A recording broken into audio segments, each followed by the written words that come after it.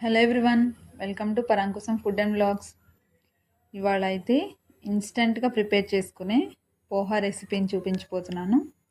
ఇది మార్నింగ్ బ్రేక్ఫాస్ట్కి అయినా ఈవినింగ్ స్నాక్గా అయినా అప్పుడప్పుడు చేసేసుకోవచ్చు. స్టార్ట్ చేసేద్దాం. ముందుగా అటుకుల్ని వాష్ చేసుకొని కొంచెం వాటర్ స్ప్రింకిల్ చేసుకొని పక్కన పెట్టుకోవాలి. ఈలోపు స్టవ్ ఆన్ చేసి ప్యాన్ పెట్టి ఆయిల్ వేసి ఆయిల్ హీట్ అయిన తర్వాత తాలింపులు ఎండుమిర్చి వేసుకోవాలి. ఆ తర్వాత కొంచెం జీలకర్ర పల్లీలు వేసుకొని ఫ్రై చేసుకోవాలి. అటుకులు మందపాటి అటుకులు తీసుకోవాలి.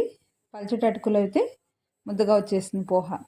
ఫ్రై అయిన తర్వాత ఉల్లిపాయలు, పచ్చిమిర్చి, కరివేపాకు వేసుకోవాలి.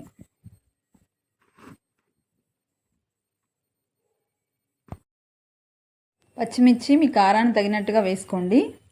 వేసుకొని గోల్డెన్ బ్రౌన్ కలర్ వచ్చేంత వరకు ఫ్రై చేసుకున్న తర్వాత అందులో కొంచెం పసుపు, మీ టేస్ట్కి సరిపడా సాల్ట్ ఇక్కడే వేసేసుకోవాలి. వేసేసుకొని బాగా ఫ్రై చేసుకోవాలి. అంతా కలుపుకొని బాగా ఫ్రై చేసుకున్న తర్వాత మనం నానబెట్టుకున్న అటుకులు ఉన్నాయి కదా, అవి వేసేసుకోవాలి.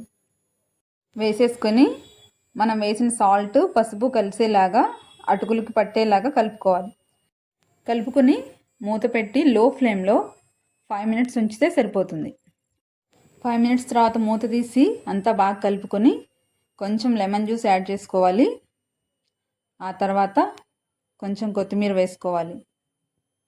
వేసుకొని అంతా బాగా కలుపుకోవాలి.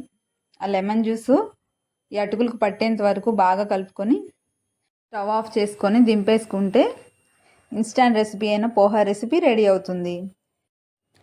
ఎప్పుడు ఇడ్లీ, దోశ లాంటి బ్రేక్ఫాస్ట్ కాకుండా ఈ రెసిపీని ట్రై చేయొచ్చు. పోహా రెసిపీని ఇది అప్పటికప్పుడు ఇన్స్టాంట్గా ప్రిపేర్ చేసేసుకోవచ్చు. నా వీడియో నచ్చితే లైక్ చేసి పోహా రెసిపీ ఎలా వచ్చిందో తప్పకుండా కామెంట్ చేయండి.